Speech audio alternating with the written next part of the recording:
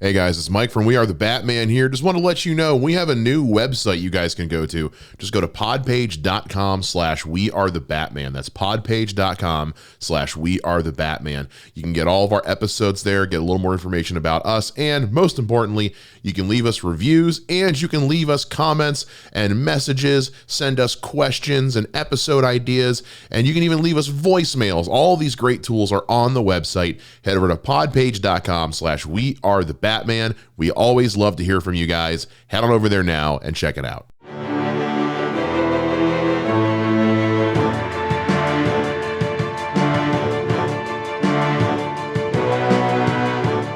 Hey everybody, welcome back to We Are the Batman. I'm Mike. And this is Matthew. So we know we know now for a while, in case you haven't heard, James Gunn is running the show over at DC now. I know, I was shocked too. And with Guardians of the Galaxy Volume 3 set to come out this year, and James Gunn likes to move actors around from his projects and reuse actors he's worked with before. A lot of directors do that. So we thought with Guardians ending and the DCU starting to get off the ground, what would it be like if some of the actors from Guardians of the Galaxy made their way over into the DCU in some way? Now, obviously, some of them already have in some concept. Sean Gunn obviously played Calendar Man and Weasel in The Suicide Squad. Michael Rooker, I forget the name of his character, was in there. No idea. I could not tell you for the life of me. And we know that the actor whose name I am blanking on, who played Myrn in Peacemaker, is now playing High Evolutionary in Guardians of the Galaxy 3. So we decided, let's take some of the actors from Guardians of the Galaxy and see if we can find a way to work them into the DCU. The one rule just kind of being, if they're in Peacemaker or The Suicide Squad, we're not going to touch them, because odds are after the Flash reset, those are probably going to still be the same. Also, Margot Robbie as Harley Quinn, probably not going anywhere. So beyond that, sky's kind of the limit for us. And we had an excellent phone call last night, finalizing some details about this, where, man, I struck some gold. Let me just tell you, some of these are going to make people upset probably and make them want to throw things. It's kind of why we do the show. Yes. Before we get into this, Matt, how are you? Let's just go into the show. Oh, this is going to be fun. All right, I'm gonna let you go first then. Give me one off your list. Okay. I think the one that is, I don't want to say it's my favorite, but the one that I'm like, yeah, let's do that. I cast Dave Bautista as Orion. Oh, good. Okay, cool. I like that.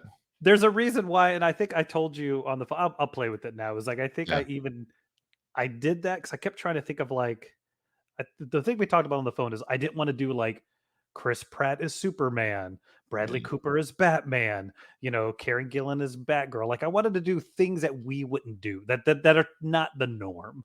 Yeah. So I kind of played with that. And Dave Bautista as Orion, I was like, that sounds really cool, because I kept trying to think of characters. And then it led me on a very brief curveball of, should I just cast a Mr. Miracle movie and use all of the Guardians of the Galaxies? And the only problem was, like, the only thing that really worked outside of Dave Bautista was Michael Rooker as Granny Goodness. I want to hate that, but that's so good. Like, on paper, that is so funny.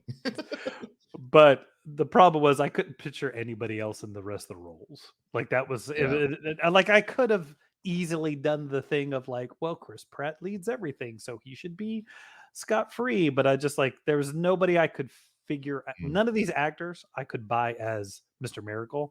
So I was like, forget it. I mean, we do it, but I'm like, so I had a lot of fun. But all that to say, like, Orion and the way he acts, Dave Bautista and some of the other things I've seen him in, I think would be perfect for Orion. Yeah, Dave Bautista is one of those wrestlers turned actors who every time he does something, he gets just a little bit better. We've talked before about, like, if you have not seen the video, it's on Marvel's YouTube channel, of him doing his screen test with Chris Pratt for the first Guardians movie. Like he was already so locked into what Drax needed to be. It's actually like the screen test is hilarious.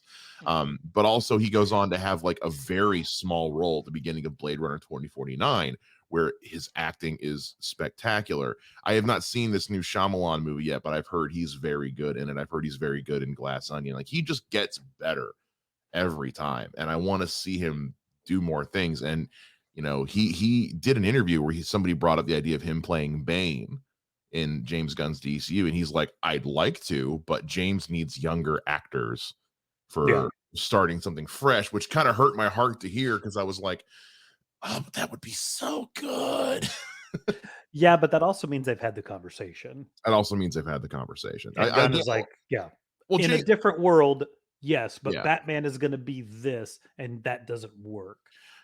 And James Gunn really went to bat for Dave Bautista. Like Dave Bautista and James Gunn are thick as thieves now because of the chance James took on Dave for Guardians. When James Gunn was initially fired from DC a couple years ago, Dave Bautista was the first one to come out and say, like, I'll walk. He's like, I will walk.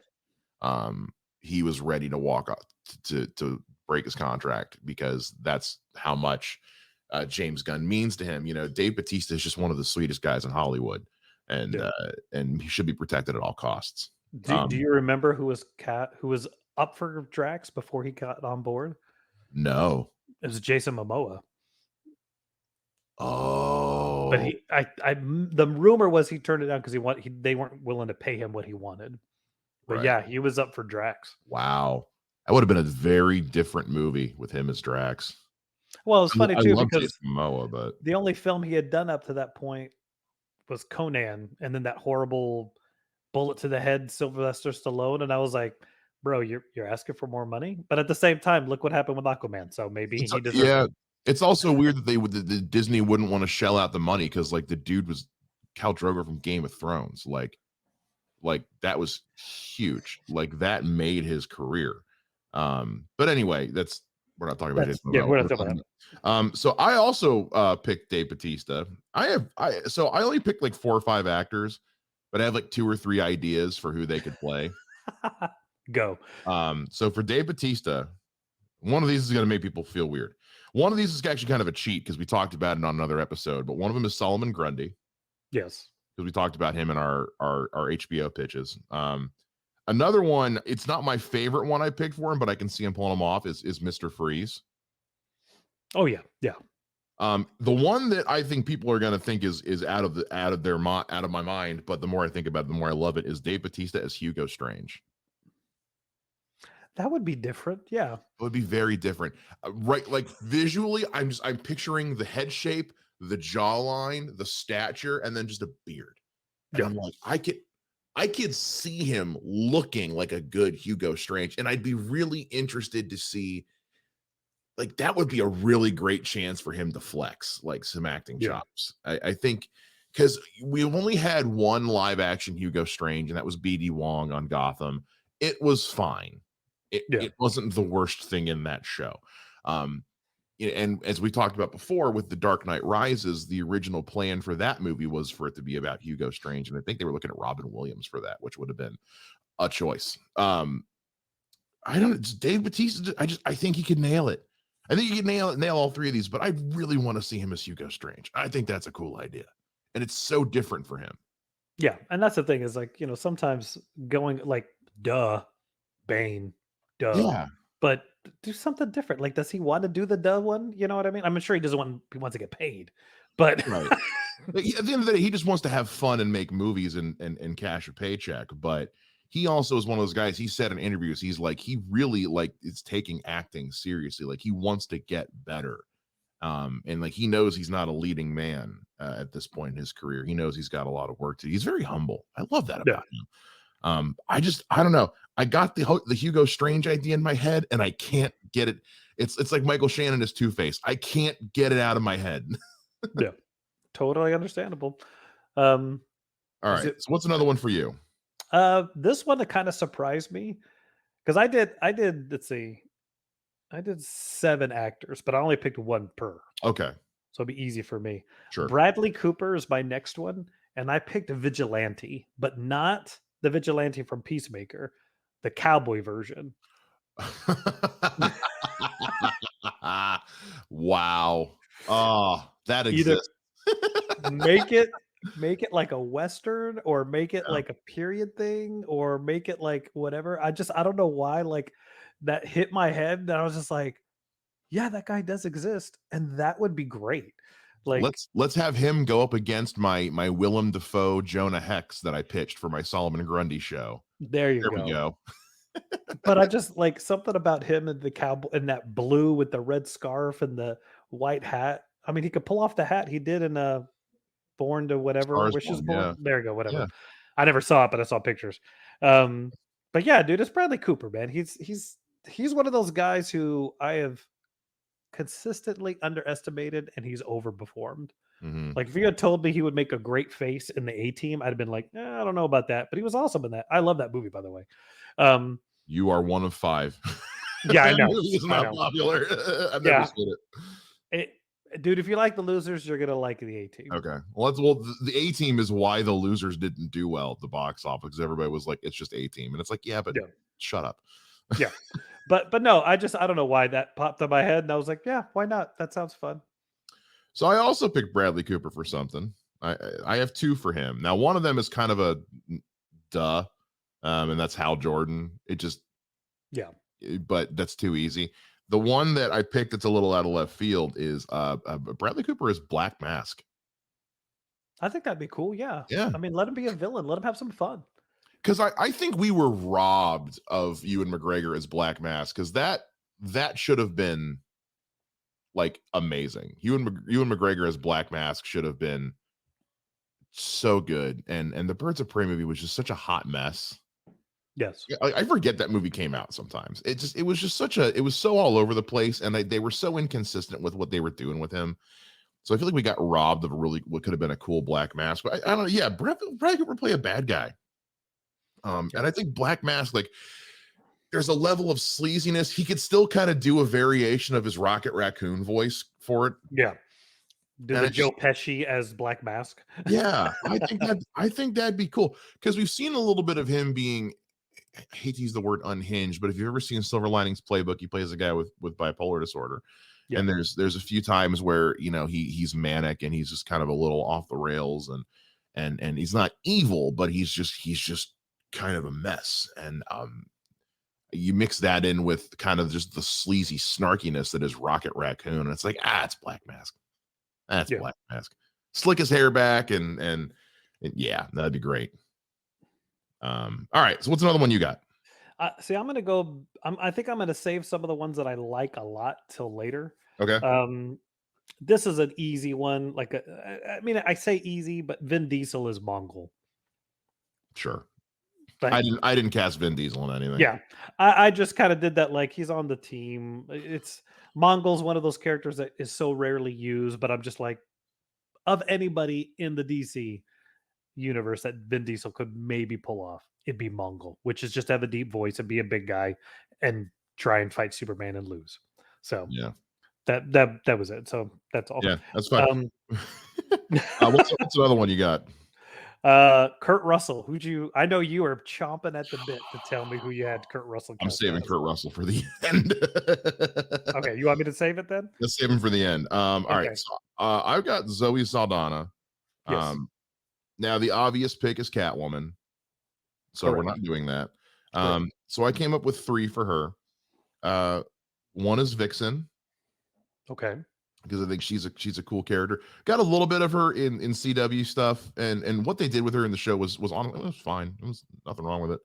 But it's just a cool one. Another one. This is kind of different. Huntress. Okay. Yeah. I think she'd be a cool Huntress, and then also Zatanna, because we're getting Swamp Thing. Okay.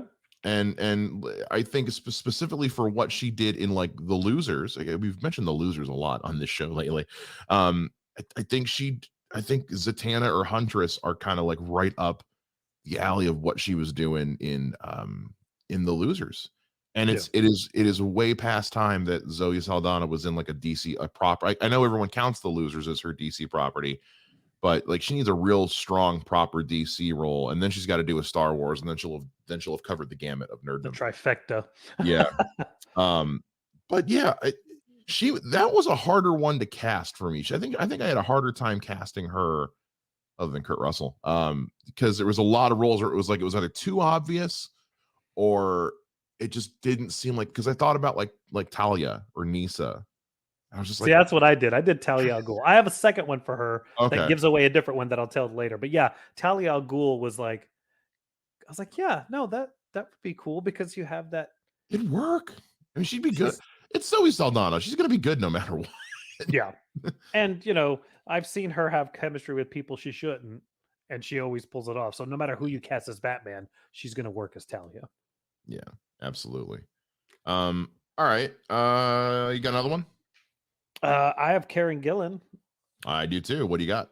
I picked her for Black Canary. Okay. Took a different route than I was going. Pitch me on that one. Uh, uh, Jumanji. Like See, just that's what led me to a different one for her. yeah. But I mean, I get it. Well, because I kept thinking because I nearly was almost cast Green Arrow, and I was like, no, I don't know, but just something about her as Black Canary. I was like, she's got the acting chops. She's got the build if you want to be weird about it, and like she's always awesome. She can do action. She's done action so many different times, and yeah, I like the character of Black Canary. I think she is horribly underused. Yeah. That was the coolest thing about Batman Brave and the Bold was that that character got to Great. shine so much. Yeah. So to see that would be cool. And I just thought like that was just one of those characters where like I said, I didn't want to do like, oh, Batgirl because she's a redhead, you Yeah. know. So no, Black Canary, dude. I just was like, it just hit me, and I was like, why not? That sounds fun. I left Black Canary alone because, like, as much as of a mess that movie was, I liked I'm blanking on her Yes. name now. I liked the girl they Journey had. Thank Smollett. you. Yeah, I thought she was great, so that's why Oh, I kind of left that one alone because I was like, I liked her. She was fine. she was the best thing in that movie. She was absolutely the best thing in that movie. Like, I want that show with her. yeah, like give her a spin. She's one of the ones that when people have been talking about the DC reset, everyone's saying like, please keep her. We like her. I have two for Karen Gillan, and one of them's kind of a cheat. Okay. Because it's for the Matt Reeves Batman, not for the DCU. So if I'm going to have her in the DCU with under the James Gunn umbrella, I would pick her as Poison Ivy. Okay. Not just because she's a redhead, but because there's an intensity she gives off as Nebula that when you look at the more modern interpretations of Poison Ivy, I think she would do very well. And she has this kind of snarkiness about her that I really like. You see it a lot when she's in Doctor Who. That when you look at even like the animated version on the Harley Quinn show, that Lake Bell is the voice of. I'm like, oh, Karen Gillan could pull these jokes off expertly. Oh yeah, I could see that. So that's that. So she's in the DCU. I'd want her as Poison Ivy. If I got to have her in Matt Reeves' universe, I'd want her to be Andrea Beaumont, the Phantasm. Oh yeah, no, that's a good one. I like that. I like that a lot. She's about the same age as Robert Pattinson, give or take. Phantasm is such a cool idea for a character that outside of Mask of the Phantasm has not been used. She just in the last year became canon in the comics as the Phantasm. And the only other time she's ever really mentioned, other than that crappy epilogue Justice League thing with Batman Beyond, is in I know you don't know this because you haven't played the games, but in Arkham Origins, when you're in the Batcave, on one of Bruce's workbenches is mail, and there's a postcard from Andrea. Oh wow. You can like zoom in on, and so that's super cool.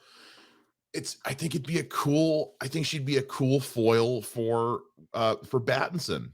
Because I ultimately feel like in the Pattinson storyline that part 3, I think the ultimate culmination of this story is going to be Hush.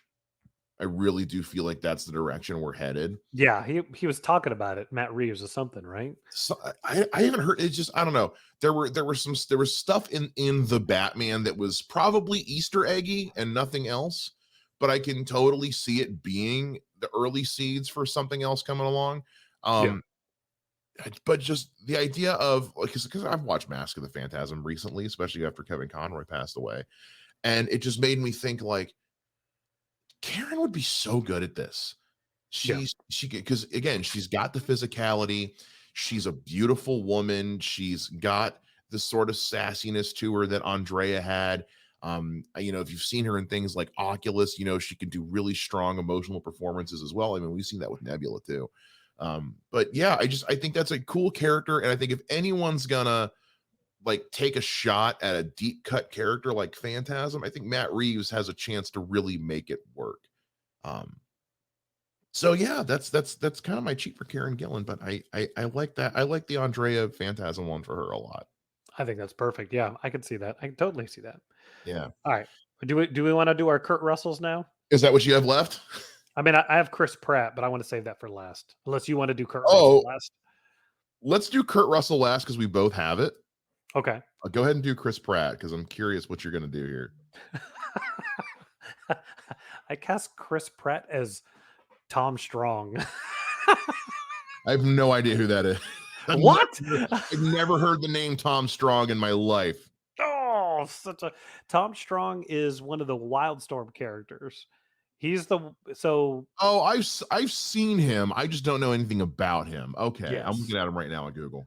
Yeah, he's it's kind of a so back when Wildstorm was at its peak, Jim Lee got Alan Moore to come and create a new superhero universe. Mhm. And Tom Strong was one of these characters. He's kind of like a Doc Savage ish.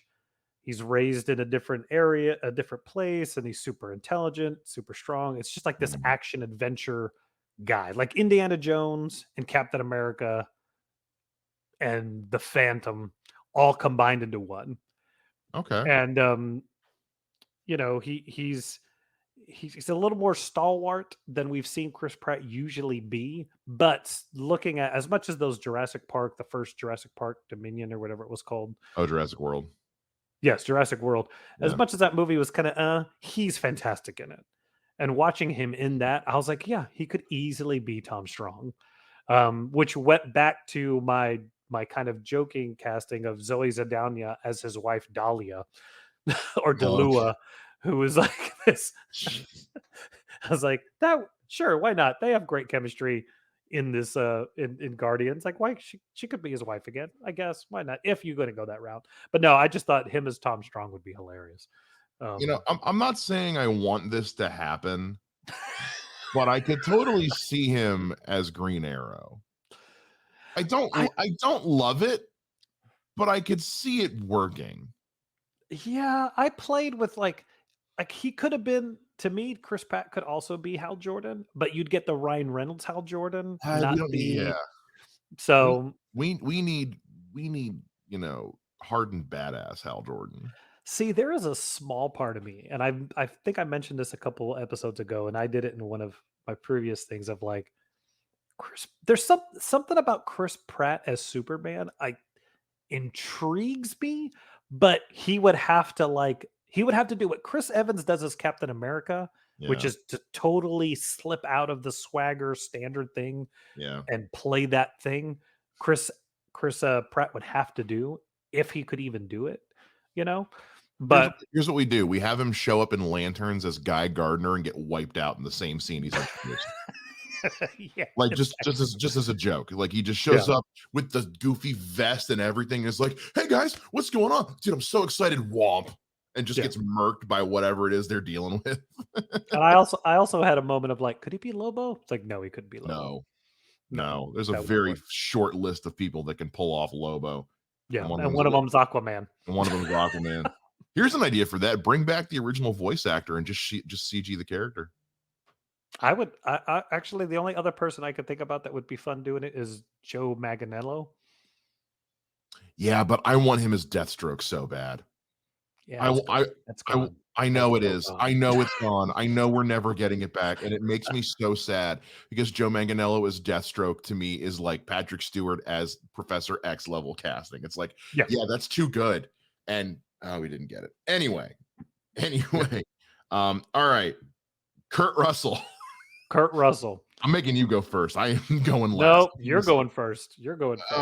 Okay. I've got Did you three. have 1 or 2? You have 3? Okay. I have You do three your first. All right, because I go. thought of another one. All right. So the one that I could not remember last night that I was Okay. texting you about is Rick Flag Sr.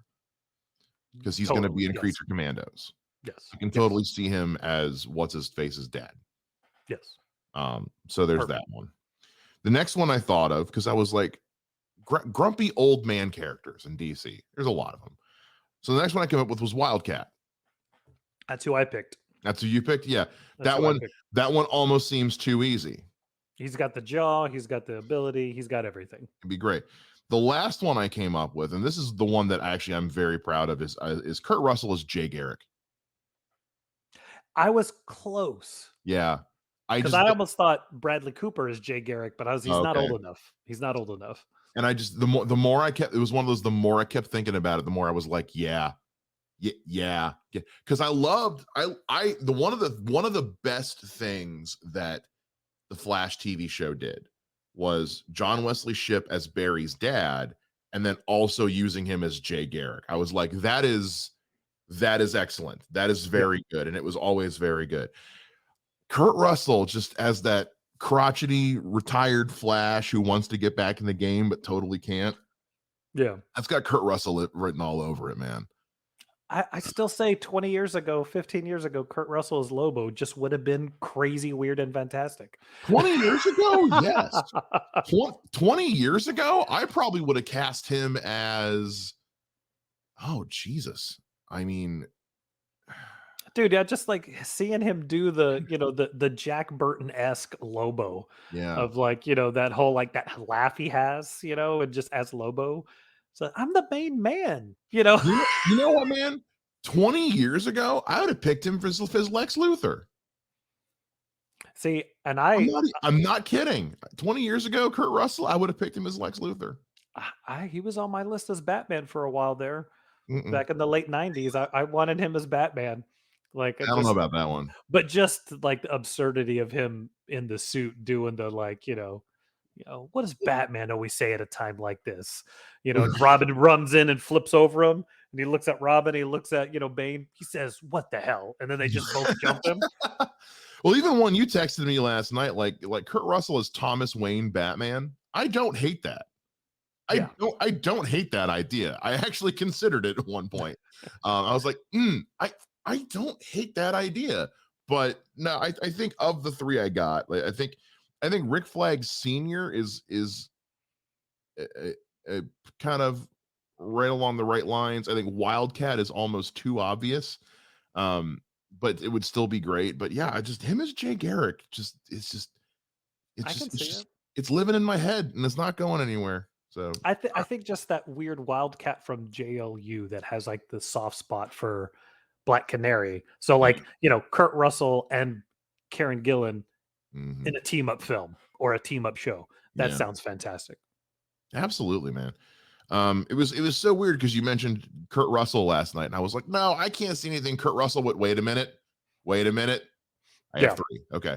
So what do you got for Kurt Russell? Because I know you said Wildcat was one. That was the only one I had. That was the only one you picked? Yeah. Okay. Because they tried to do Wildcat on CW, and it was okay, and then they just kind of abandoned it halfway through the season, and he never came back. And I was like, I was starting to warm up to it a little bit, but he was a big part of a couple episodes of Brave and the Bold, and he was obviously did a thing in JLU as well.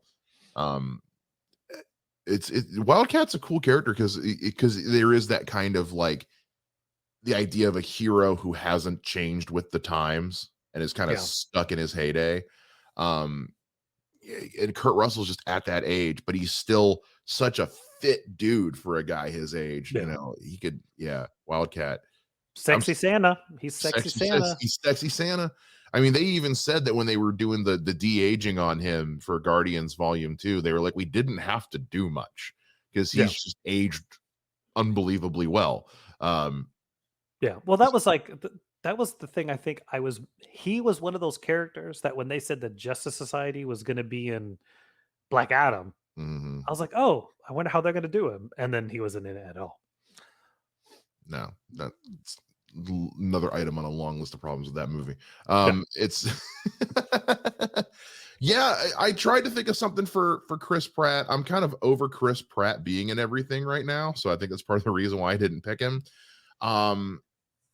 Vin Diesel, I was like, and again, like, Michael Rooker and Sean Gunn. Sean Gunn's playing two characters already. And Michael Rooker, he dies, but who's to say? And then Dude, I know who Sean Gunn can be. Batmite. Sure.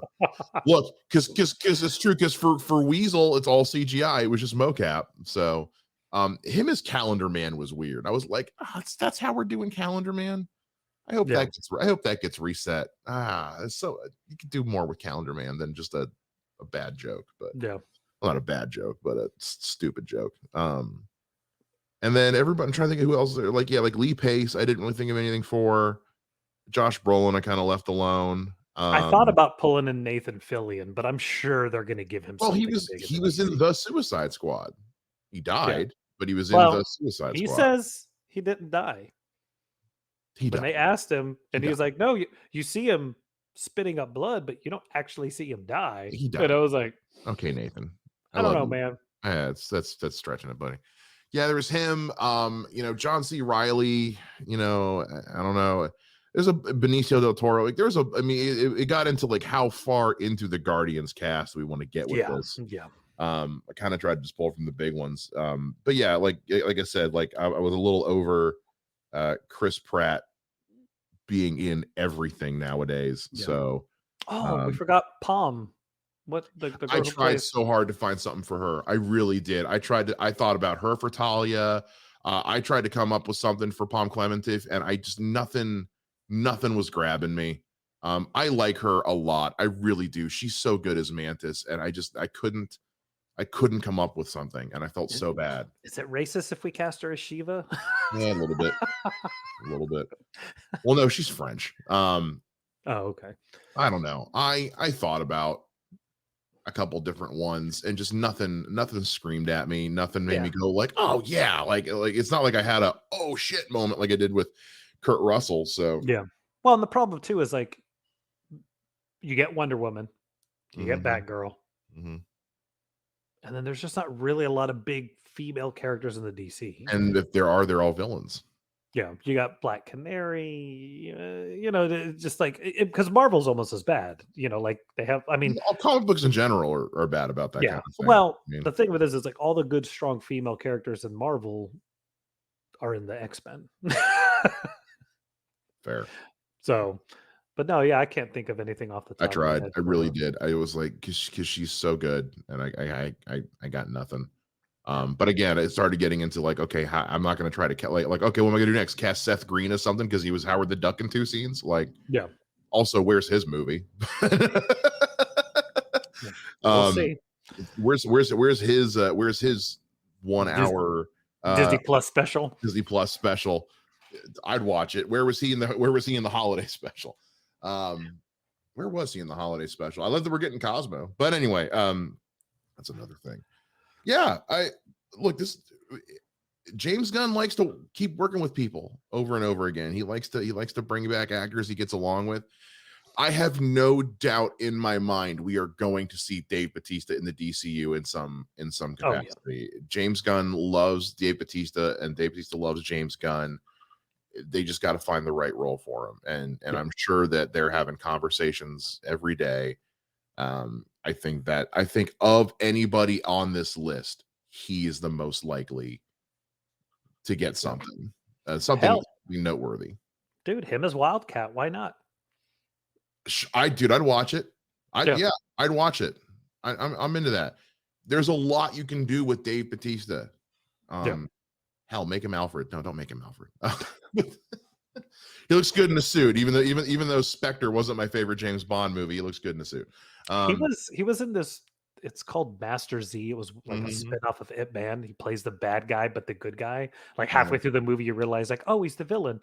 And he was nice and charming. And you're like, dude, this guy looks good in like a 40s era suit. Yeah.